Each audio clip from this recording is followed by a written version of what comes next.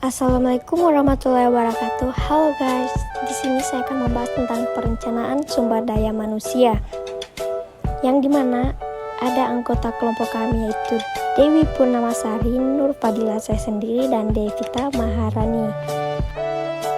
Di sini saya akan membacakan pengantar, yang dimana perencanaan sumber daya manusia berarti mengestimasi secara sistematik permintaan, kebutuhan, dan suplai tenaga kerja organisasi di waktu yang akan datang. Mengapa harus ada perencanaan sumber daya manusia?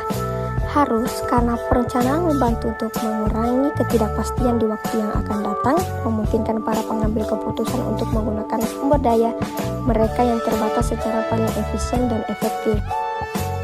Dan adapun manfaat perencanaan manajemen sumber daya manusia yaitu memperbaiki penggunaan sumber daya manusia, memadukan kegiatan-kegiatan personalia dan tujuan-tujuan organisasi di waktu yang akan datang secara efisien, melakukan pengadaan karyawan-karyawan secara ekonomis, dan membantu kegiatan-kegiatan personalia dan unit-unit organisasi lainnya. Lalu, bagaimana melakukan perencanaan sumber daya manusia? Yaitu di sini ada suplai sumber daya manusia. Dari mana saja sumber daya manusia didapatkan, internal atau eksternal, permintaan sumber daya manusia, kuantitas dan kualitas yang diminta, sistem pencernaan meliputi estimasi permintaan dan suplai karyawan tersebut. Nah, sekarang apa saja sih penyebab timbulnya permintaan dan teknik forecasting sumber daya manusia itu? Penyebab timbulnya permintaan yaitu lingkungan eksternal yang diliputi oleh ekonomi, sosial, politik, hukum, teknologi, dan persaingan. Adapun organisasi nasional yaitu rencana-rencana strategi, anggaran atau budget, forecast penjualan dan produksi, dan perluasan usaha. Dan ada lagi yang terakhir yaitu persediaan karyawan, pensiun, permohonan berhenti, pemberhentian atau tereliminasi, dan kematian. Di sini ada teknik forecasting atau peramalan, yang dimana ada ahli, teknik Delphi, survei ahli secara formal, dan keputusan informasi dan segera. Adapun analisis tren yaitu analisis statistik, rasio produktivitas, ekstrapolasi, dan indikasi. Lainnya yaitu ada analisis anggaran, analisis usaha baru, dan analisis beban kerja.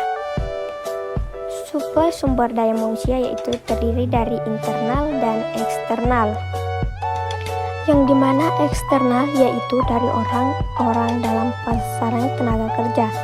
Tidak setiap karyawan dapat dipenuhi dengan persediaan karyawan. Sekarang kebutuhan tenaga kerja harus dipenuhi dari sumber suplai eksternal yang dapat diperoleh dengan menganalisis pasar tenaga kerja atau labor market.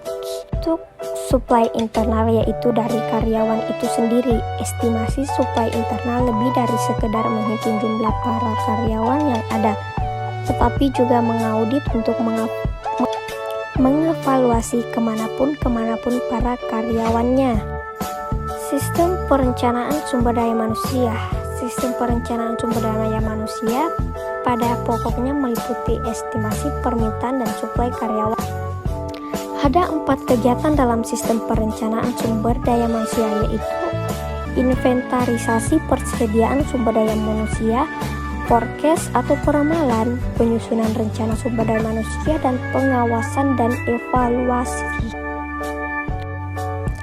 Sekian presentasi dari kami. Apakah ada pertanyaan? Terima kasih dan sampai jumpa.